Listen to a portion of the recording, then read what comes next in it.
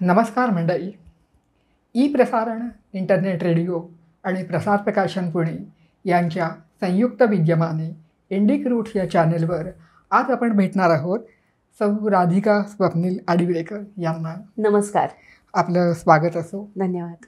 मंडळी, आजपर्यंत आपण मागच्या अनेक कार्यक्रमातून वेद, उपनिषदे, पुराणे, यज्ञ, काही प्राचीन शास्त्र इत्यादी संस्कृतमधील अनेक गोष्टींबद्दल आपण जाणून घेतलं, समजून घेतलं.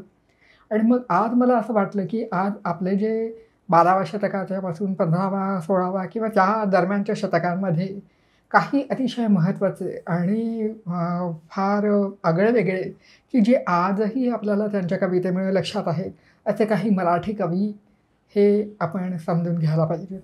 तुम्ही कदाचित एक ओवी ऐकली असेल, माहिती असेल तुमच्यापैकी पिशव्यांना, पण तरी पुन्हा एकदा सांगते. सुश्लोक वामनाचा, अभंग वाहणे तुकयाची, ओवी ज्ञानेशाची, आर्या मोरोपंतांची.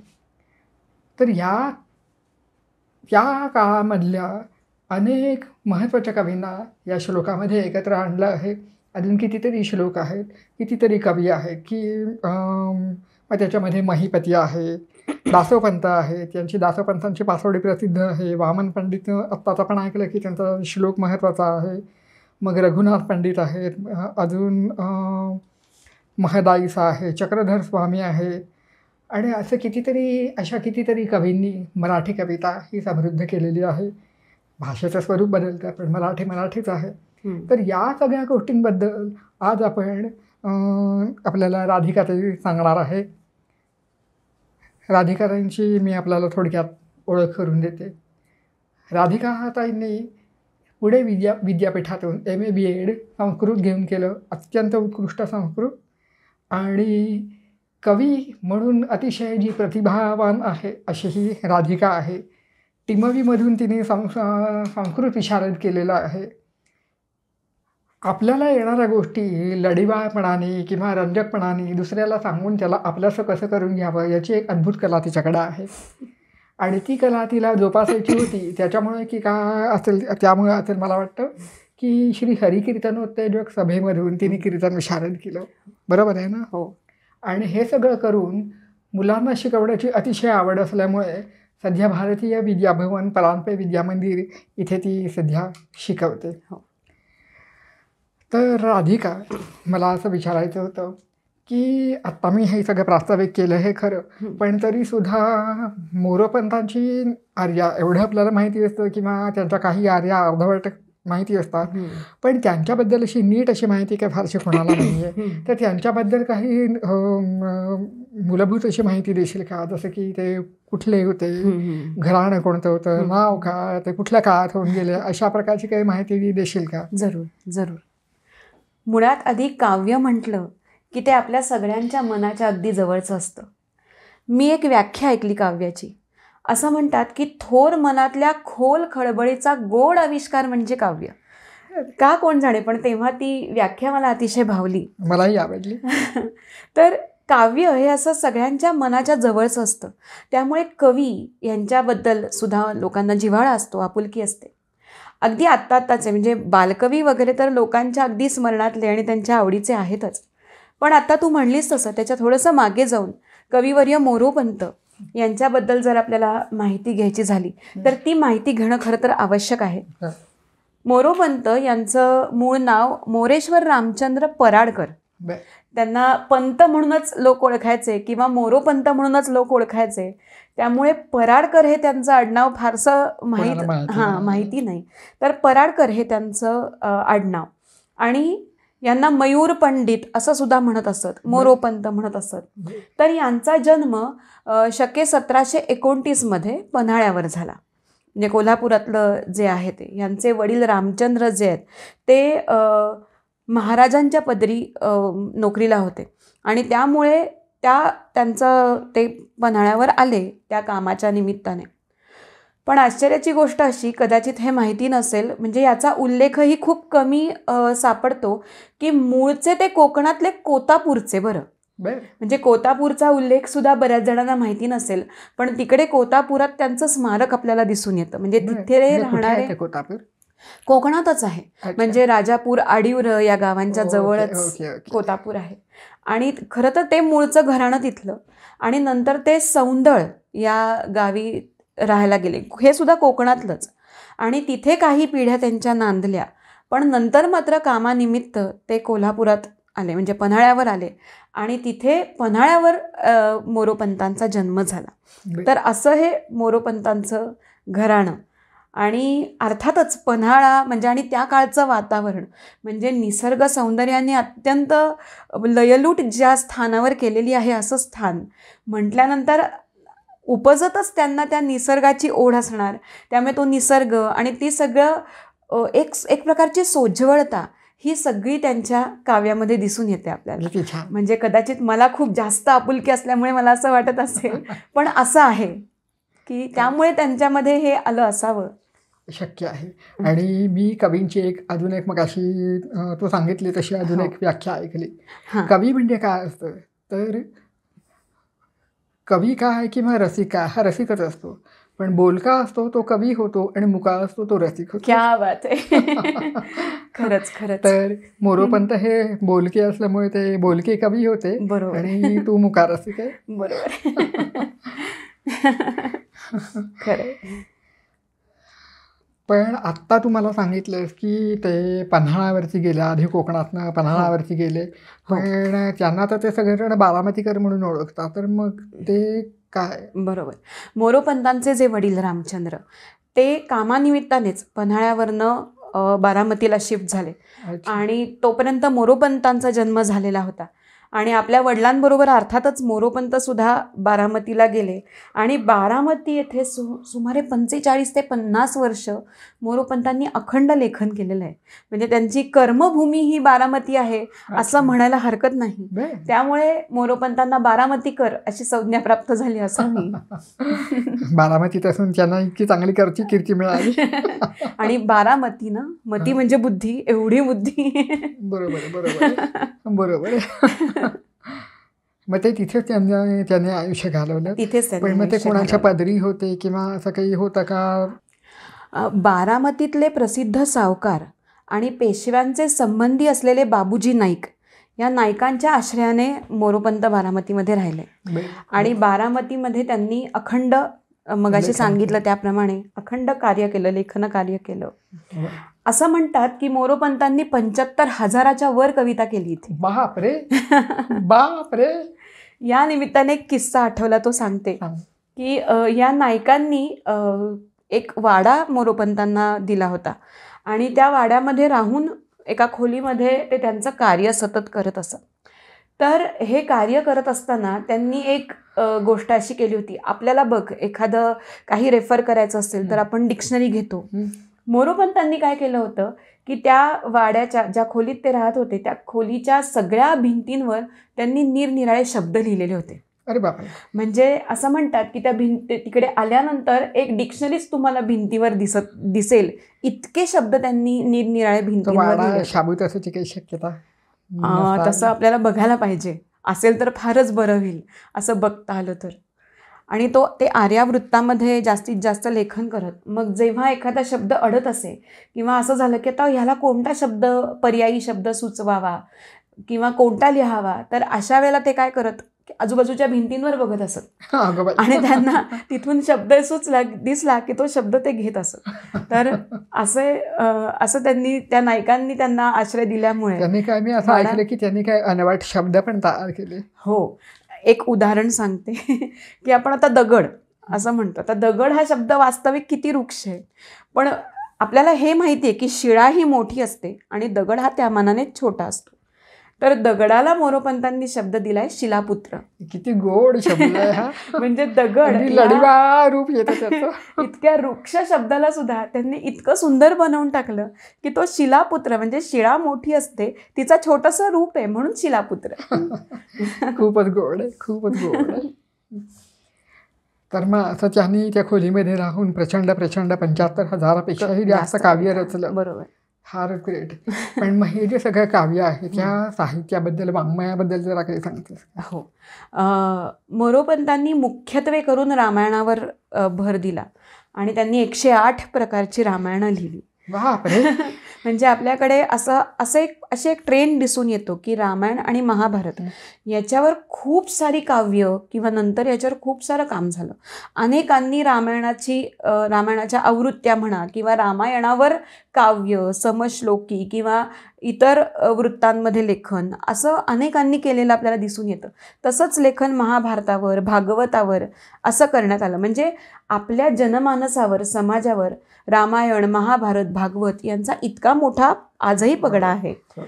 किंबहुना असं आपल्याला म्हणता येईल की हेच आपल्या संस्कृतीचे मूलाधार आहेत. त्यामुळे प्रत्येक काव्यामध्ये किंवा प्रत्येक रिजनल लँग्वेजमध्ये याचे पडसाद उमटलेले दिसून येतात. मोरोपंतांच्या लेखनातही हे आपल्याला दिसून येतात उमटलेले. तसंच त्यांनी रामायण 108 प्रकारची रामायणं त्यांनी लिहिली. त्यांनी आर्याभारत ह्यामध्ये महाभारताचा सुद्धा आपल्याला भाग आलेला दिसून येतो. मंत्र भागवत सुद्धा त्यांनी लिहिलं. अशी विपुल रचना त्यांनी केली.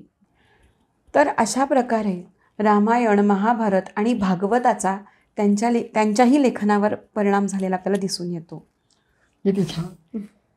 पण ही जी 108 रामायण म्हणते असतो, तर म्हणजे एका मोठ्या रामायणावरती 108 रामायण म्हणजे हा एक फारच वेगळा प्रकार दिसतोय. बरोबर. तर ती ही 108 रामायण म्हणजे आहे तरी का, म्हणजे त्याच्याबद्दल जरा सांग. नक्की. खरं तर रामायण कथा ही एकच आहे. म्हणजे रामायण आपल्या सगळ्यांच्या परिचयाचं आहे. पण त्यांनी 108 प्रकारे ते लिहिलं. म्हणजे इथे आपल्याला एक प्रश्न पडू शकेल की एकच कथा 108 प्रकाराने लिहिण्यामागे काय प्रयोजन आहे, किंवा कंटाळवाणं नाही का होणार हे, किंवा एखाद्याला वाटू नाही का शकणार. म्हणजे एकच कथा आपली परत हे करायची. बरोबर आहे. त्याचं आधी अशी गोष्ट सांगते, कंटाळवाणं का होत नाही त्याचं एक कारण असं सांगते की त्यांनी 108 प्रकार इतके अभिनव प्रकार त्यांनी काढलेले आहेत किंवा इतके अभिनव प्रकार म्हणजे तरी का ते आधी सांग. हां, त्यांचं एक रामायण आहे ज्याला दाम रामायण म्हटलंय. आता दाम रामायण म्हणजे काय, तर दाम म्हणजे दोरीने बांधलं जातं. मग ह्या रामायणामध्ये काय आहे, तर वरच्या ओळीचा म्हणजे काव्याचे जे चरण आहे त्या चरणाचा जो शेवटचा शब्द आहे, जो त्या शब्दाने पुढच्या श्लोकाची सुरुवात होते. दामयमक म्हणजे यात एका चरणाचा शेवट आणि दुसऱ्या चरणाची सुरुवात, परत दुसऱ्या चरणाचा शेवट आणि तिसऱ्या चरणाची सुरुवात, अशा प्रकारे दामयमक हे बांधून त्यांनी रामायणाची कथा लिहिली. याला म्हटले दामरामायण. आणखीन एक गमतीशीर गोष्ट सांगते. त्यांचं एक रामायण परंतु रामायण म्हणून प्रसिद्ध आहे. यामध्ये प्रत्येक श्लोकामध्ये परंतु हा शब्द येतो. प्रत्येक ठिकाणी परंतु परंतु परंतु, आणि तो प्रत्येक ठिकाणी जिथे जिथे आलाय तिथे तिथे तो त्या कॉन्टेक्स्टमध्ये अगदी परफेक्ट चपखल बसणारा असतो. आणि प्रत्येक श्लोकामध्ये तो येतो, म्हणून त्याचं नाव परंतु रामायण. असंच त्यांनी मंत्र रामायण लिहिलं आहे, ज्याच्यामध्ये श्रीराम जय राम जय जय राम असा प्रत्येक जर आपण श्लोक घेतला तर त्याच्यातला अक्षरं घेतली तर ती अक्षरं श्रीराम जय जय राम अशी आपल्याला आलेली दिसून येतात. मग त्याची पण जशी रामायणाची 7 कांडं आहेत तसे त्याचेही अध्याय आहेत, आणि प्रत्येक अध्यायामध्ये वेगवेगळं अक्षर घेतल्याने हा मंत्र होतो. म्हणून श्रीराम जय जय राम मंत्र ज्याच्यामध्ये आहे असं रामायण हे मंत्र रामायण. त्याच्यात त्यांनी आणखीन एक असं रामायण लिहिलं आहे जे स्तोत्र रामायण आहे. म्हणजे ज्या रामायणामध्ये संपूर्ण विष्णू सहस्त्रनाम स्तोत्र त्याच क्रमाने येतं. म्हणजे विष्णू सहस्त्रनाम स्तोत्रातले सगळी नामं त्या रामायणामध्ये येतात. अगं पण हे रचायला का प्रकांड बुद्धिमत्ता लागत असेल. म्हणजे मूळ स्तोत्राला धक्का लागू द्यायचा नाही आणि रामकथा पण सांगायची असं हे दोन्हीचं आव्हान आहे. म्हणजे एकाच दगडामध्ये 2 पक्षी कसे मारलेत की हे रामायण वाचल्यानंतर रामायण वाचल्याचंही पुण्य मिळतं आणि विष्णू सहस्त्रनामाचंही पुण्य मिळतं, असे त्यांनी हे रामायण लिहिलेलं आहे. त्यानंतर त्यांचं एक रामायण असं आहे की जे लघु रामायण म्हणून प्रसिद्ध आहे. मग आता आपल्याला असं वाटेल लघु रामायण म्हणजे छोटं रामायण आहे की काय, पण नाही. त्यातले सगळे शब्द हे लघु आहेत. लघु आणि गुरु मधले लघु शब्द त्यांनी त्यामध्ये जास्तीत जास्त वापरलेले आहेत. पण याहीपेक्षा त्यांचं वैशिष्ट्य असं आहे की त्यांनी दीर्घ रामायण नावाचं एक रामायण लिहिलं, ज्यामध्ये दीर्घ शब्द जास्तीत जास्त वापरलेत. त्यातली अनेक रामायणं आत्ता आपल्याला उपलब्ध नाही आहेत, पण त्याचे उल्लेख मात्र आढळतात. ओके. पण हां, जे काही जुने ग्रंथ विक्रेते असतील किंवा ज्यांच्याकडे कलेक्शन असेल अशा लोकांकडे नक्की आपल्याला मिळू शकेल. ह्या दीर्घ रामायणामध्ये हे दीर्घ रामायण लिहिल्यानंतर त्यांना भाषापती नावाची पदवी प्राप्त केली त्यांनी. अगं पण ती म्हणजे इतकी सार्थ आहे की खरंच. म्हणजे यापेक्षा जास्त सुंदर उपमा अशी देणं कठीण आहे. बरोबर. अशा प्रकारे त्यांनी वेगवेगळ्या प्रकारे रामायण 108 वेळा लिहिली आहेत. म्हणून ती 108 प्रकार झालेत त्याच्यामध्ये. अच्छा. म्हणजे आणि इतकं वैविध्य त्या प्रत्येक प्रकारामध्ये आहे. आता असा प्रश्न पडेल की का रामायण? तर रामायणाच्या एकदा रामायण वाचलं, दोनदा रामायण वाचलं तर त्याच्यामागे माणसाच्या चित्तशुद्धीचा एक विचार आहे की जो मनुष्य रामायण वाचतो, म्हणजे रामायण महात्म्यामध्येच, रामायणाच्याच सुरुवातीला जर आपण बघितलं की रामायणाचं काय महात्म्य आहे, तर आपल्या असं लक्षात येतं की एक सुदास नावाचा राजा होता आणि त्या राजाने चुकून शिवोपासनेमध्ये मग्न असताना त्याच्या हातून चुकून त्याच्या गुरुचा अपमान झाला. म्हणजे गुरु आलेत हे त्याला लक्षात आलं नाही. त्यामुळे गुरु आल्यानंतर आपण पटकन उठून उभं राहावं, आसन द्यावं हे त्याच्या लक्षात आलं नाही, कारण तो शिव आराधनेमध्ये मग्न होता. पण गुरूंच्या लक्षात आलं की ह्याचं लक्ष नाही आहे म्हणून हा असा वागला. पण ही गोष्टसुद्धा इतकासा सुद्धा गुरूंचा केलेला अपमान भगवान शंकरांना सहन नाही झाला. त्यामुळे त्यांनी याला शाप दिला की तू राक्षस योनीमध्ये जाशील. आणि नंतर त्याला जेव्हा स्वतःची चूक कळली तेव्हा सद्गुरूंचे पाय धरले की माझ्याकडनं चूक झाली, तुम्ही मला माफ करा. आणि नंतर भगवान शंकरांचीही क्षमा मागितली की माझ्याकडनं चूक झाली, की मला लक्षात यायला हवं होतं पण लक्षात नाही आलं, तर काहीतरी मला उशाप द्या. तेव्हा सद्गुरूंनीच असा उपाय सांगितला की तू रामायणाची कथा ऐक.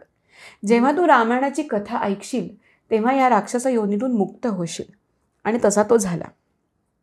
तर आत्ता त्या काळी तो इतका आणि शिव आराधनेमध्ये मग्न असताना त्याच्या हातनं नकळत झालेली चूक आहे. मग आत्ताच्या काळामध्ये या कलियुगामध्ये आपल्या हातून किती चुका घडोघडी घडत असतात. बरोबर, अनेक रोज होतात. आणि अशी अनेक पापं आपण म्हणूया आपण घडोघडी करत असतो. त्यातल्या अनेक गोष्टी तर आपल्याला माहीतही नसतात. म्हणजे आत्ता रिसेंटली मी असं ऐकलं की आपण कधी कधी गमतीने शब्द उलटे म्हणतो. म्हणजे आपण ची भाषा बोलतो किंवा एखादा शब्द गमतीने उलटा म्हणतो, तर असा शब्द म्हटल्यानंतर मुखस्थ देवता शाप देतात असं मी ऐकलंय. म्हणजे हे माझ्यासाठी खूपच नवीन होतं. म्हणजे हा जर अपराध माहितीच नाहीये तर तो झाला आणि त्याचा जर शाप लागला तर आपल्याला काही कळणारच नाही. मग अशा वेळेला जेव्हा आपल्या हातून नकळत सदोदित पाप घडत असतात तेव्हा जर ह्या पद्धतीने रामायणांची पुनरावृत्ती केली, पुन्हा पुन्हा रामायण ऐकलं निरनिराळ्या पद्धतीने, तर कदाचित ह्याही पापापासून आपल्याला मुक्ती मिळू शकेल. ही भावना त्याच्यामागे असू शकते. आणि म्हणून मला तर असं वाटतं की आपण जितकी उपलब्ध रामायणं आहेत त्याचा जरूर अभ्यास करावा आणि लोकांसमोर ठेवण्याचा प्रयत्न करावा. अगदी बरोबर. म्हणजे त्यांनाही असं हे अगदी वाटूच शकलं असं. अगदी खरं. आणि म्हणजे हे एक म्हणजे हे रामायणाबद्दलचं कारण झालं. पण म्हणजे मग मुळात त्यांचं कुलदैवत राम वगैरे असं काही होतं असं पण काही? राम हे उपास्य दैवत होतं त्यांचं. आणि सातत्याने श्रीरामांची उपासना त्यांच्या घराण्यामध्ये चालत आलेली होती. बरोबर. या सगळ्या रामायणांपैकी मी एक असं ऐकलं की निरोष्ठ रामायण. निरोष्ठ म्हणजे काय, म्हणजे काय, याला अर्थ काय आहे? खूप सुंदर प्रश्न आहे. आणि हे रामायण अगदी आवडीचं रामायण आहे. तर निरोष्ठ ओष्ठ्य वर्ण आपल्याकडे असतात जे उच्चारण्यासाठी आपल्याला दोन्ही ओठांचा वापर करावा लागतो. उदाहरणार्थ प, फ, ब, भ, म हे या वर्णांचा उच्चार करताना दोन्ही ओठांचा आपण वापर करतो. याशिवाय व हा वचा उच्चार करताना सुद्धा आपण दंत्योष्ठ येतो, खालचा ओठ आणि वरचे दात यांचा वापर करतो. या रामायणामध्ये मोरोपंतांनी अशी कमाल केलेली आहे की या निरोष्ठ रामायणामध्ये प, फ, ब, भ, म किंवा व असे शब्द वर्णमालेमधली ओष्ठव्य, तालव्य, दंतव्य असं जे म्हणतो तर त्यातले ते ओष्ठव्य जे आहे ते त्यांनी सर्वत्र वगळलेले आहेत. म्हणजे आपल्याला विचार करताना सुद्धा झिंझण्या येतील डोक्याला. राम हाच शब्द येत नाही. ऐशपत. कारण म्हणजे रामायण लिहायचं पण रामाचं नाव नाही घ्यायचं. राम शब्दच येत नाही किंवा लक्ष्मण शब्दच येत नाही, रावण शब्द येत नाही, कारण तिथे व आहे. मग अशा वेळेला दशकंठ, दशरथ नंदन असे शब्द त्यांनी वापरलेले आहे. अजित असा शब्द त्यांनी, अशा शब्दांचे प्रयोग त्यांनी केलेले आहे. आणि अतिशय सुंदर असं हे निरोष्ठ रामायण. एखादा श्लोक सांगता येईल? हां, त्यातलं मी सांगते, जरूर सांगते. पहिलीच जी काही निरोष्ठ रामायणातली आर्य आहे. श्रीहरी दशरथ नंदन झाला, दशकंठ संक्षय कराया.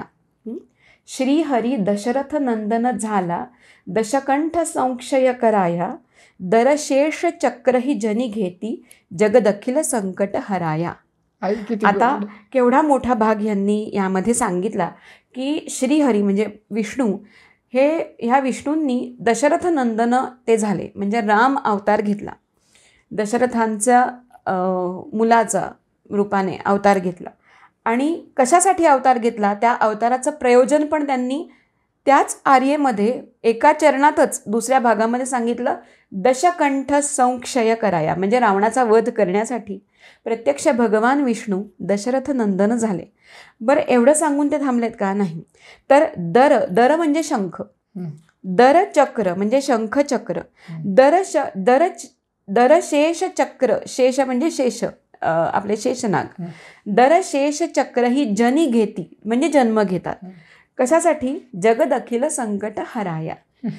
जगतावर आलेलं जे संकट आहे ते संकट हरून नेण्यासाठी, हे जे जसा श्रीहरींनी जन्म घेतला तसाच त्यांना सहाय्यभूत होण्यासाठी शंख, चक्र आणि शेषनाग यांनी सुद्धा जन्म घेतला. एवढा सगळा भाग त्यांनी एका आर्येमध्ये सांगितला.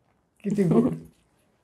म्हणजे शब्दप्रभू, भाषापती ही सगळी विशेषणं यांना लागू पडतात. अगदीच खरं आहे, अगदीच खरं आहे. तुला मी आणखीन एक ह्याच्यामधलं उदाहरण सांगते की जेव्हा तो सोन्याचं हरिण बघितलं, सीतामाईंनी बघितलं, तर ते सोन्याचं हरिण सीतामाईंनी बघितलं आहे आणि त्यांना अत्यंत ते आवडलं आहे. मग आवडलं आहे म्हटल्यानंतर ते हट्ट करणार श्रीरामांकडे की मला तो हवा आहे. तर आता ह्यासाठी त्यांनी एक अतिशय सुंदर शब्दरचना त्यांनी केलेली आहे. ते म्हणतात, लंकेश कनक हरिण श्रीदृग अतिथी करी. श्रीदृग अतिथी हा शब्द त्यांनी वापरला. आता अतिथी म्हणजे काय, तर जो आलेला आहे, ज्याच्याकडे आपण बघतो, पाहुणा आहे, तो पाहुणा झाला. कोणाचा? श्रीदृग म्हणजे सीतामाईंच्या डोळ्याचा. सीतामाईंच्या डोळ्याचा तो पाहुणा झाला. अशी रचना मोरोपंतांनी केली. वैशिष्ट्यपूर्ण आणि फारच वेगळी. किती सुंदर रचना, किती सुंदर शब्द त्यांनी वापरले आहेत. ती कल्पनाच फार म्हणजे फार रम्य कल्पना. खरंच. आणि जेव्हा ही रामायणं घेऊन म्हणजे उपलब्ध जी आहेत ती वाचत असताना सुद्धा, जेव्हा एकतर आपल्याला त्याचा अर्थ लावताना खूप विचार आपण करतो की अरे ह्याचा नक्की अर्थ काय असेल किंवा हे कसं फोडायचं आहे. आणि जेव्हा अर्थ लावण्याचा प्रयत्न करतो किंवा एखाद्या शब्दावर विचार करतो, तेव्हा असं लक्षात येतं की मोरोपंतांचा मूळ रामायणाचा आणि त्या काळी प्रचलित असणाऱ्या इतर रामायणांचाही अत्यंत अभ्यास आहे. आणि तो अभ्यास त्यांच्या लेखनामध्ये दिसून येतो. हे फार म्हणजे हे जाणवते की मुळात इतका अभ्यास असल्याशिवाय कोणी इतक्या पद्धतीची अशी वैशिष्ट्यपूर्ण आगळीवेगळी रचना करू शकणार नाही. पण त्याला प्रतिभेची जोड आहे हे पण लक्षात येतं. बरोबर. कारण अभ्यास असणं आणि प्रतिभा असणं या दोन स्वतंत्र गोष्टी आहेत. बरोबर. पण मोरोपंतांकडे त्या दोन्ही एकत्र आलेल्या दिसतात. निरोष्ठ रामायणाबद्दल अजून काही सांगता येईल? निरोष्ठ रामायणामध्ये असे अनेक शब्द जे निरोष्ठ म्हणजे ओष्ठवर्ण नसलेले असे त्यांनी बरेच सारे वापरले आहेत. मी एक आर्याच आणखीन एक त्यातली सांगते की जेव्हा तो कनक मृग बघितला आणि त्याच्या मागे श्रीराम गेलेत. आता इथे प्रसंग असा आहे की श्रीराम गेलेले आहेत. लक्ष्मणांना पूर्ण खात्री आहे की श्रीरामांना कोणी काही इजा करू शकणार नाही, त्यामुळे लक्ष्मण शांत आहेत. पण सीता, जोपर्यंत राम येत नाही आहेत तोपर्यंत सीतामाईंची तगमग वाढलेली आहे. आणि बराच काळ झाला आणि राम आलेले नाहीत म्हटल्यानंतर त्यांना काळजी वाटायला लागली की नक्की काय झालं आहे, कुठे गेलेत, अजून का नाही आले. तर हा जो भाग आहे हा त्यांनी एका आर्यद्वारे व्यक्त केला आहे. ते म्हणतात, न त्रासधरी न निघे अग्रज संरक्षणासी निज धीर. न त्रासधरी न निघे अग्रज संरक्षणासी निज धीर. याकरिता रागे जई सीता गांजी तथा त्यजी धीर. म्हणजे काय झालं तर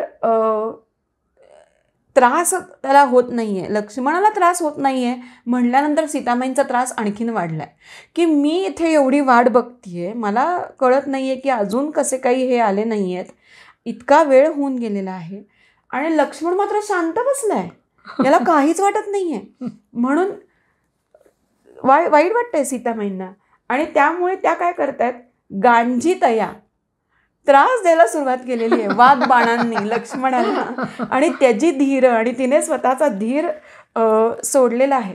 आणि पुढे काय असं म्हटलंय, अतितीक्ष्ण गीश रक्षत. अतितीक्ष्ण गीश रक्षत जाय रडत दाशरथी तशात शिरे.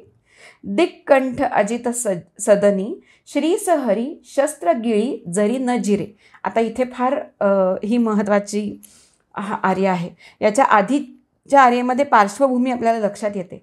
आता या आर्येमध्ये अतितीक्ष्ण गीश रक्षत. अतितीक्ष्ण हे तर आपल्याला कळतंय. गी म्हणजे गिरा म्हणजे वाणी. ओके. वाणीरूपी शर. अतितीक्ष्ण गीशर म्हणजे अत्यंत तीक्ष्ण असे वाग्बाण. त्याने क्षत झालेला म्हणजे त्याने विव्हळ झालेला असा कोण तर लक्ष्मण. जाय रडतो, त्याला अत्यंत वाईट वाटलंय आणि तो सीतामाई आपल्याला असं म्हणतायत की तुला काय कसं काही वाटत नाही आहे, तुझा भाऊ आलेला नाही आहे. पण असं याला सांगता येत नाही की माझा पूर्ण विश्वास आहे रामांना काही होणार नाही. पण तरीसुद्धा सीतामाई असं म्हटल्यानंतर लक्ष्मणांना वाईट वाटतंय. आणि कसं वाईट वाटतंय, कशामुळे वाईट वाटतंय, अतितीक्ष्ण गीश रक्षत की जे वाघबाण सीतामाईंनी मारले त्यामुळे विव्हळ होऊन लक्ष्मण निघालाय आणि जाय रडत दाशरथी तशात शिरे. आणि त्यातच शिरला. कोण शिरला तर दिक्कंठ. दिक म्हणजे दिशा. किती आहेत तर 10 आहेत. मुख्य दिशा 4, उपदिशा आणि वरती आणि खालची म्हणजे अशा दशदिशा आहेत. मग दशदिशा म्हणजे दिक मरण 10 हा आकडा समजतो. दिक्कंठ म्हणजे त्याला 10 कंठ आहेत असा. म्हणजे रावण. असा रावण त्यात शिरला. कुठे शिरला, अजित सदनी म्हणजे श्रीरामांच्या त्या पर्णकुटीमध्ये शिरला. आणि श्रीसहरी, श्रीला त्याने हरलं म्हणजे श्रीचं हरण केलं म्हणजे सीतामाईंचं हरण केलं. आणि शस्त्र गिळी जरी न जिरे. जिरत नव्हतं तरी त्याने शस्त्र गिळलं. म्हणजे काय तर शस्त्र म्हणजेच काय तर शब्द.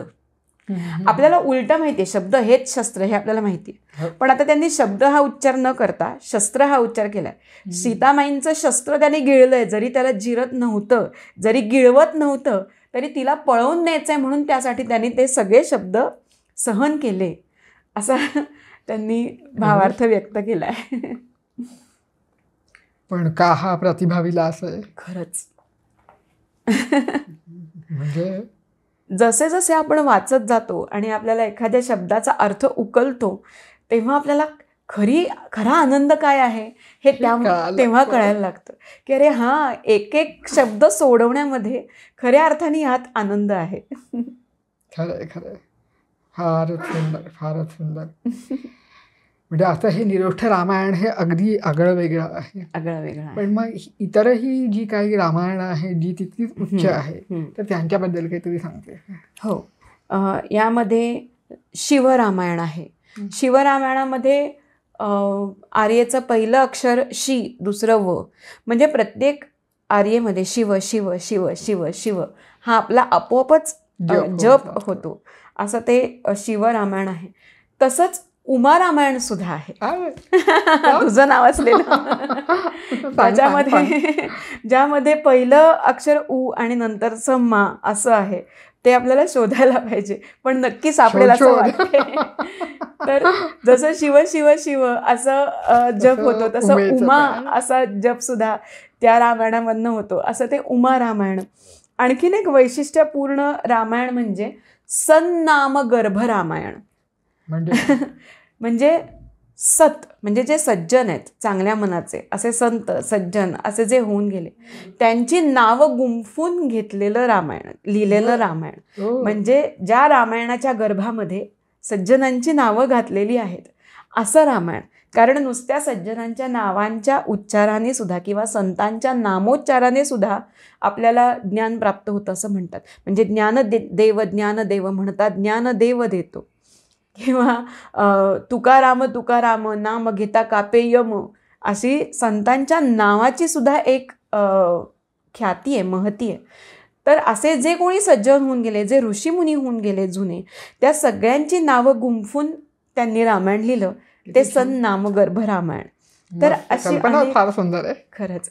म्हणजे आपल्याला लक्षातही येणार नाही की अशाही प्रकारे काहीतरी केलं जाऊ शकतं. म्हाशी तीर्थ रामायण सुद्धा त्यांनी लिहिलं, ज्याच्यामध्ये अनेक तीर्थांची नावं घातलेली आहेत, असं तीर्थ रामायण. अशी कितीतरी रामायणं त्यांनी लिहिलेली आहेत. हे असं आयुष्य घालवायचं म्हणजे किती सुंदर असेल ना. खरंच. अभ्यास करायचा, भाषेची वेगवेगळे, त्याचा आनंद घ्यायचा. फार सुंदर आयुष्य. खरंच खरंच. आर्या आणि मोरोपंतांचं अतूट नातं आहे. तर म्हणजे आर्या म्हटलं की मोरोपंतच. म्हणजे आर्या हे वृत्त आहे हे आपल्याला माहिती आहे, पण त्याचा वृत्त म्हणून आपण वेगळा विचार करू शकत. आर्या म्हणजे मोरोपंत. बरोबर. तर अशा काही वैशिष्ट्यपूर्ण आर्यांबद्दल सांगतेत का? नक्की नक्की. अनेक आर्या खरं तर आहेत आणि जवळपास सर्वच आर्या त्यांच्या काही ना काहीतरी वैशिष्ट्याने भरलेल्या आहेत. तर मी काही उदाहरणं देते. हनुमान जन्माच्या आर्येचं उदाहरण यासाठीच देते, नुकताच झालेलं आहे आणि हनुमान जन्माच्या दिवशी त्यांची पुण्यतिथी असते मोरोपंतांची. तर आता नुकतीच होऊन गेली. तर जेव्हा हनुमंतांचा जन्म झाला तेव्हा जन्माच्या काळची आर्या त्यांनी लिहिलेली आहे. ते म्हणतात, गगनात लक्ष गावे केले उड्डाण जनन समयास. मी तुला गाऊन दाखवते, कारण आर्या हा प्रकार कीर्तनकार विशिष्ट पद्धतीने गातात. आता इथे स्वर वगैरे नाही आहे, पण जसं जमेल तसं गाऊन दाखवते. गगनात लक्ष गावे, गगनात लक्ष गावे केले उड्डाण जनन समयास. उपमा काय वदावी, उपमा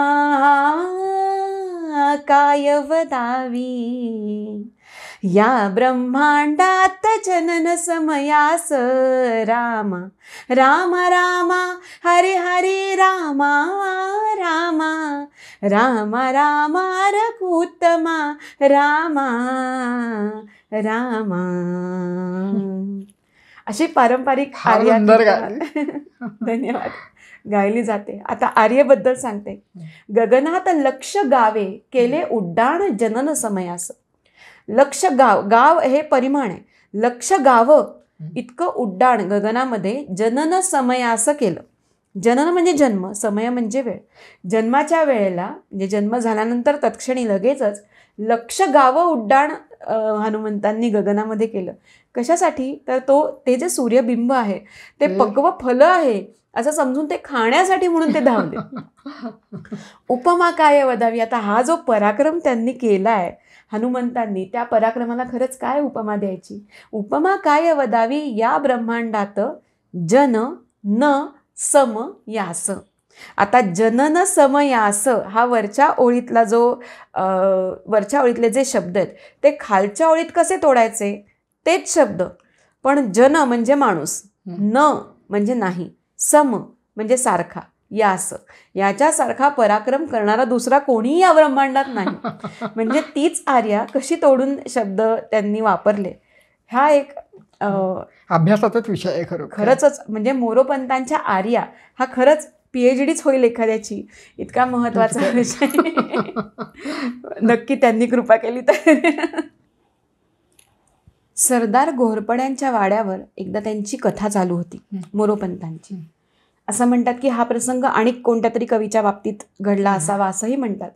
पण आर्या बघितल्यानंतर असं वाटतं की हा मोरोपंतांच्या आयुष्यात घडलेला असू शकतो.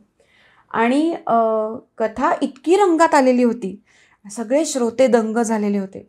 आणि सरदार घोरपडे आणि त्यांचे खजिनदार असे त्यांच्या शेजारी बसलेले होते. आणि हे सगळं चालू असताना, कथा रंगात आलेली असताना, सरदारांनी खजिनदारांकडे बघितलं आणि त्यांच्या कानात काहीतरी सांगितलं. आणि मोरोपंत समोर बसलेले होते. त्यांच्या असं लक्षात आलं की बहुतेक या एवढं रंगलंय तो काय बिदागी द्यावी असं यांना वाटत असावं, म्हणून खजिनदारांच्या यांनी कानात काहीतरी सांगितलं. तर असं जेव्हा लक्षात आलं तेव्हा तत्क्षणी त्यांनी एक आर्या रचली आणि तिथल्या तिथे त्यांनी रचून असं सांगितलं की भोजासम कविता प्रिय, इंद्रासम दानशूर घोरपडे. घोरपडे हे कसे आहेत? भोजासम कविता प्रिय. भोज राजा जसा कविता प्रिय होता तसे कविता प्रिय आहेत. आणि इंद्रासम दानशूर घोरपडे, ऐसे असता माझ्या बिदागीचा का तयास घोर पडे. म्हणजे असं असताना त्यांना माझ्या बिदागीचा घोर कशाला पडलाय हे ऐकल्यानंतर त्यांना इतका आनंद झाला या आर्येचा की त्यांनी आपल्या गळ्यातला मोत्यांचा कंठा काढून तात्काळ त्यांच्या गळ्यात घातला. आणखीन एक त्यांच्या लहानपणची आठवण म्हणून सांगतात बरं का, की आत्ताच्या काळी लहान मुलांना मोबाईल हे एक खेळणं त्यांच्या हातामध्ये आलेलं आहे आणि सातत्याने मुलं काय करतात तर मोबाईलवर काही ना काहीतरी बघत असतात. पण पूर्वीच्या काळी काय मोबाईल नव्हते, इंटरनेट नव्हतं, काही नव्हतं. आणि पुस्तकंसुद्धा पूर्वीच्या काळी लिहून घ्यायला लागत असत. तेव्हा जोपर्यंत छपाई आलेली नव्हती तोपर्यंत हस्तलिखितच असत. मग अशा वेळेला मनोरंजनाचं साधन काय असणार? बरोबर. त्यावेळेला मनोरंजनाचं साधन एकच कीर्तन. त्यामुळे त्या काळात अगदी लहान मुलं सुद्धा आनंदाने कीर्तनाला जाऊन बसत असत. कारण कीर्तनामध्ये गोष्टी ऐकायला मिळतात, वेगवेगळी गाणी ऐकायला मिळतात, पदं ऐकायला मिळतात. त्यामुळे तेवढंच त्या गोष्टी ऐकणं आणि ते सगळं ऐकणं हे मुलांचं मनोरंजन असायचं. आणि गंमत म्हणजे जसं आजकालच्या काळातले पालक ओरडतात ना की मोबाईल नाही खेळायचा, बाजूला ठेव, अभ्यासाला बस, तसं त्या काळात ओरडायचं आता कीर्तन बास झालं, आता कीर्तनाला नाही जायचं, आता अभ्यासाला बसा. तर एकदा रेवडीकर बुवा म्हणून त्या काळातले एक प्रसिद्ध कीर्तनकार होते आणि तिकडे रेवडीकर बुवांचं कीर्तन होणार होतं आणि मोरोपंतांना ते कीर्तन ऐकायला जायचं होतं. आणि घरातल्यांनी सांगितलं की आता काही कीर्तनाला वगैरे जायचं नाही ऐकायला, तू असं कर, तू अभ्यासाला बस, असं त्यांनी सांगितल्यानंतर हिरमुसले. आणि हिरमुसल्यानंतर आता उत्तर काय द्या म्हणून परवानगी कशी मिळवावी म्हणल्यानंतर मोरोपंतांनी लगेच त्याच्यावर एक आर्या रचली आणि मोठ्या माणसांना उद्देशून म्हणाले, नित्य तुम्ही प्रभूपाशी नवा खवा, नित्य तुम्ही प्रभूपाशी पेढे बर्फी नवा खवा खावा. तुम्ही मोठी माणसं देवळात जाता आणि तुम्ही देवळात गेल्यानंतर प्रसाद म्हणून पेढे बर्फी खवा असं सगळं तुम्हाला मिळतं. नित्य तुम्ही प्रभूपाशी पेढे बर्फी नवा खवा खावा, परिम्या एके दिवशी रेवडीचा स्वाद कान चाखावा. सुंदर. रेवडीकर बुवांचं कीर्तन होतं ना, म्हणून परिम्या एके दिवशी रेवडीचा स्वाद कान चाखावा. आता याच्यावर घरातले काय बोलणार? अर्थातच त्यांना जायला परवानगी मिळाली असणार. तर अशी त्यांच्या आर्यांची इतक्या लहान वयात त्यांचं कवितेवरती इतकं प्रभुत्व होतं. हे पण लक्षात येते त्याच्यातनं. तर पुढे तर अशा अनेक प्रकारच्या आर्या त्यांनी रचल्या. एका ठिकाणी तर आपण अनुप्रास अलंकार म्हणतो. तर विषयी विठला एखादा मनुष्य जेव्हा भजनामध्ये रंगतो तेव्हा त्याच्या बाबतीत कसं होतं? विषयी विठला सुटला, विषयी विठला सुटला, भजनी नटला त्यजूनी भव खटला. तो विठ्ठल मनी पटला, संशय फिटला तयास यम हटला. किती सुंदर, फार सुंदर. अशा प्रकारच्या अनेक आर्या मोरोपंतांनी. म्हणजे ॲक्च्युली खरं म्हणजे त्यांची प्रत्येक आर्या ही एक एक वाचून त्याचा आस्वाद घ्यावा. बरोबर, अशीच आहे. पण मग आता आर्या सोडून ज्यांच्या इतर काव्याचं काही उदाहरण देता येईल? हो, आर्या सोडूनही इतर अनेक रचना त्यांनी केल्या. म्हणजे पृथ्वीवृत्तामधलं केकावली हे आपल्याला माहिती आहे, मोराच्या आवाजाला केका म्हणतात, त्यामुळे हे मयूरपंत म्हणून त्यांनी रचलेल्या ज्या त्या केकावली, तर त्या केकावलीसुद्धा त्यांचे अतिशय प्रसिद्ध आहे. म्हणजे उदाहरणार्थ मी तुला त्या पृथ्वीवृत्तामधल्या केकावलीचं एक उदाहरण देते की कुठे भटकसी घना वळून ऐक केकावली, नहाक हृदयी तुझ्या जननीची कशी पावली. सुकूनी विरहानले मलिन दीन साध्वी पडे, निलंबित गती त्यजी द्रवुनी धाव पृथ्वीकडे. तर हां, अशा पृथ्वीच वृत्तामध्ये त्यांनी त्या केकावल्यांची रचना केली. त्यांची केकावली फार प्रसिद्ध आहे. पण याहीपेक्षा केकावली कशावर आहे? निरनिराळे विषय आहेत. तर मुख्यत्वे करून परमेश्वराकडे केलेली विनंती असा त्याचा मुख्य मोरोपंतांची विनवणी म्हणून ती केकावली, मोराची केकावली म्हणून केकावली. म्हणजे नाव सुद्धा किती समर्पक आहे त्याचं. पण याही पुढे एक आश्चर्याची गोष्ट अशी की आपण गझल हा प्रकार आत्ता जो बघतो, तर मोरोपंतांनी गझल ह्या रचनेमध्ये सुद्धा काव्य केलेलं आहे. म्हणजे एक उदाहरण सांगते. रसनेन राघवाच्या थोडी यशात गोडी, निंदा स्तुती जनांच्या वार्ता वधूधनाच्या, खोट्या व्यथा मनाच्या काही नयात जोडी, रसनेन राघवाच्या थोडी यशात गोडी. म्हणजे हा गझल, आत्ताची जी गझल ज्याला आपण म्हणतो, तोच प्रकार काहीसा झाला. गज्जल असं त्या काळामध्ये म्हणत असत. आणि रसना या शब्दावरून या काव्याची सुरुवात आहे. त्यामुळे ह्याला रसना असंच वृत्ताचं नाव सुद्धा पडलं गेलं, नाव पडलं. तर अशा प्रकारच्याही रचना मोरोपंतांनी केलेल्या आपल्याला दिसून येतात. अच्छा, पण त्यातली तुला आवडलेली कुठली? केकावली अर्थातच. त्यातली एखादी छान केकावली म्हणून दाखव. तशा आवडीच्या अनेक केकावल्या आहेत, पण त्यातली एक सांगते.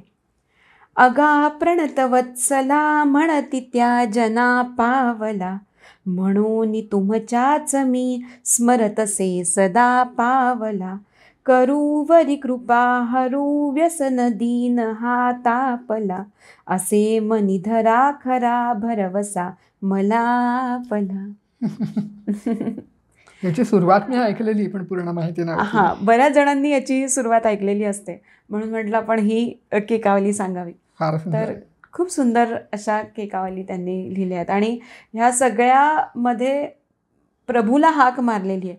म्हणजे केकावली, जर मोराचा आवाज आपण ऐकला तर त्यात थोडीशी आर्तता आहे, तशी त्या केकावल्यांमध्ये भगवंतांना हाक मारली, त्यामुळे त्यात थोडीशी आर्तता आपल्याला दिसून येते. असा तो केकावली हा अतिशय सुंदर प्रकार, काव्य प्रकार. फारच हे ऐकायला पण इतका आनंद वाटतोय, खूप छान वाटतं. आता हे नुसतं ऐकून इतकं छान वाटतंय, तर मला सांग, मोरोपंतांच्या संपूर्ण वाङ्मयाचा, साहित्याचा आपण जर अभ्यास केला तर त्याचे किती फायदे होतील? कितीतरी फायदे होतील. मुळात मोरोपंत अभ्यासण्याचं सगळ्यात महत्त्वाचा फायदा एक तर मराठी भाषा किती समृद्ध आहे हे लक्षात येईल आपल्याला.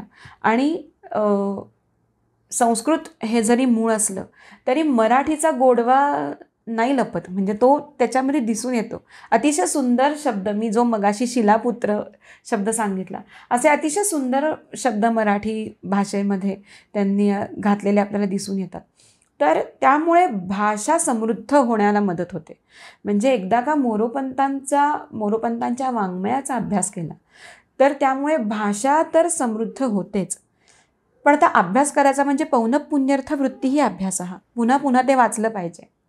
तर पुन्हा पुन्हा वाचल्यानंतर खऱ्या अर्थाने मनामध्ये चित्तशुद्धी व्हायला नक्की मदत होईल असं मला वाटतं. मनामध्ये अतिशय महत्त्वाचं आहे. भगवत भाव म्हणजे भगवंताच्या प्रतिभाव जागृत होईल असं मला वाटतं. त्यामुळे मोरोपंतांच्या वाङ्मयाचा नक्की अभ्यास व्हायला हवा. म्हणजे जर एखादा मनुष्य शिक्षक असेल तर त्याला होणारा फायदा वेगळा आहे. एखादा मनुष्य जर स्वतःच्या, म्हणजे एखादा वकील असो, डॉक्टर असो, इंजिनियर असो, पण त्या क्षेत्रातल्या व्यक्तीने सुद्धा मोरोपंतांच्या वाङ्मयाचा जर अभ्यास केला तर एक नक्की होईल की या धकाधकीच्या जीवनामध्ये त्याच्या आयुष्याला शांतता कुठेतरी लाभेल. म्हणजे आपण नेहमी शोधत असतो ना असा एखादा कोपरा किंवा असं एखादं स्थान, ठिकाण आपण शोधत असतो जिथे आपल्या मनाला विश्रांती मिळावी. तर खऱ्या अर्थाने मोरोपंत हा असा कोपरा आहे किंवा असा खांदा आहे असं म्हणूया, जिथे आपल्याला विश्रांतीच मिळते. आपण शांत होतो, आपल्याला खूप त्या परमेश्वराप्रती ओढ वाटायला लागते आणि छान वाटतं. म्हणजे भाषा हे तर त्याचं अगदी वरवरचं कारण झालं किंवा आपाततः पाहता आपल्याला असं लक्षात येईल की हां भाषा आहे, पण त्याच्यात अर्थगर्भितता सुद्धा तितकीच आहे. म्हणजे त्याच्या मागच्या भाषा लालित्य आहे ते महत्वाचं आहे, पण त्याच्या मागे जो भाव आहे तो तुम्हाला मनाला शांतता देतो. अगदी अगदी त्या भावाचा अभ्यास केला पाहिजे. अगदीच अगदीच अगदीच बरोबर आहे. पण आता नवीन पिढीला पंथांबद्दल माहिती देण्यासाठी आपण काय करू शकतो? तसं पाहिलं तर अनेक उपक्रम आहेत. जशी आत्ता तू मुलाखत घेतेस, तर ही मुलाखत लोकांपर्यंत पोहोचणं म्हणजे हा तर एक खूप छोटासा भाग झाला. पण त्याचबरोबर मोरोपंतांची त्यांच्या अनेक रचना या आत्ता उपलब्धच नाही आहेत. तर असं शोधलं पाहिजे की कुठे त्या मिळू शकतात, कुठे उपलब्ध आहेत. मोरोपंतांवर अभ्यास केलेले सुद्धा अनेक लोक आहेत, पण ते प्रकाशात आलेले नाही आहेत तितकेसे. तर मग त्यांच्यापर्यंत पोचता आलं समजा, आणि एखादं ह्या सगळ्या मोरोपंतांच्या अभ्यासकांचं काही संमेलन वगैरे भरवता आलं तर ते खूप जास्त चांगल्या पद्धतीचं होईल. त्यांचा विचार, त्यांचं साहित्य लोकांपर्यंत पोहोचवण्यासाठी हा एक खूप चांगला मैलाचा दगड ठरेल असं मला वाटतं. आणि त्याचबरोबर जे उपलब्ध वाङ्मय आहे, म्हणजे मी मगाशी म्हणलं की सगळी रामायणं काही उपलब्ध नाही आहेत, पण जी उपलब्ध आहेत त्यामध्ये सुद्धा जर त्याचं स्पष्टीकरण देता आलं आपल्याला तर ते खूप चांगलं होईल. किंवा आता बालकवींची कवितासुद्धा खरं तर दुरापास्त झाली आहे, त्यामुळे मराठीच्या पुस्तकामध्ये ती कविता असणं सुद्धा आपल्याला आश्चर्याचं वाटेल. पण मला असं वाटतं की मोरोपंतांची एखादी तरी आर्या मुलांना द्यायला हवी, पाठ्यपुस्तकात त्याचा समावेश करायला हवा. आणि मला असं वाटतं की आत्ता जी नॅशनल एज्युकेशनल पॉलिसी जी आहे, NEP हे जे आहे, तर त्याच्या अंडर आपण हे करू शकतो. म्हणजे निदान भाषा विषयाच्या शिक्षकांनी तरी, जरी त्या पाठ्यक्रमात नसेल तरी एखादा उपक्रम म्हणून मोरोपंतांच्या आर्यांवर काही घेतलं, मुलांच्या त्या पाठ करून घेतल्या, तर त्याही पिढीला कळेल की अरे ह्यात गंमत काय आहे. म्हणजे आजकाल जर आपण बघायला गेलो तर मुलांना अक्षरशः मोबाईलचं व्यसन लागलं आहे. आणि त्याचबरोबर त्यांना इतरही नाना प्रकारची व्यसनच म्हणायला हवीत अशी आहेत की जी आपण कधीच मान्य करू शकणार नाही. त्यांना जास्तीत जास्त खाली तळागाळाकडे नेणाऱ्याच सवयी जास्त आहेत असं आपल्याला लक्षात येईल. ह्या सगळ्यांमधून कुठेतरी बाहेर पडून, कारण त्यांना चॅलेंजिंग काहीतरी हवं आहे. म्हणजे मी जे ऐकलं त्याच्यामध्ये डोपामिन रिलीज होणं हा एक भाग मी खूप वेळा ऐकला आहे की मुलं सारखं मोबाईल का बघतात, कारण त्यामुळे तुम्हाला आनंद देणारं डोपामिन रिलीज होतं म्हणे. तर ते डोपामाइन दुसरीकडनं रिलीज होण्यासाठी काहीतरी केलं पाहिजे. एक्झॅक्टली. तर त्यासाठी मोरोपंत हा सर्वोत्तम सोर्स आहे असं मला वाटतं की ते जर शिकलो किंवा ते जर मुलांना शिकवलं आणि त्यांना त्यातली एक प्रकारची गोडी कळली तर ते जरूर त्याच्या मागे लागतील की अरे हे कसं उकलायचं, ह्याच्यात कसा अर्थ प्राप्त करून घ्यायचा, किंवा ह्यात नक्की त्यांना काय सांगायचं आहे, ह्याच्यावर जर ते विचार करू लागले तर किमान काही काळापुरता मोबाईल नक्की दूर राहील असं मला वाटतं. म्हणजे दिवसातला अर्धा तास जरी बाजूला राहिला तरी खूप काही साध्य केलं असं म्हणायला पाहिजे. अगदी अगदी खरंच. त्यामुळे घराघरामध्ये मोरोपंत जायला हवेत असं मला वाटतं की आई वडिलांना माहिती असतील तर ते मुलांनाही सांगू शकतील, मुलं त्यातनं शिकू शकतील, शाळेतले शिक्षक जर जाणत असतील तर ते मुलांना शिकवू शकतील.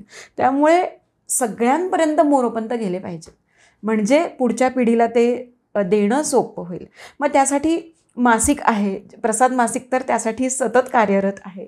तर प्रसाद मासिकात थ्रू आपण हे करू शकतो. आत्ताच्या मुलाखतींसारख्या मुलाखतींद्वारे करू शकतो. यूट्यूब चॅनल्स आहेत त्याच्यावर निरोष्ठ रामायण म्हणा किंवा इतर कोणतं उपलब्ध असलेलं रामायण त्याच्यावर काहीतरी आपण व्हिडिओ करून टाकू शकतो. हे सगळे उपक्रम आपण करूया. येस.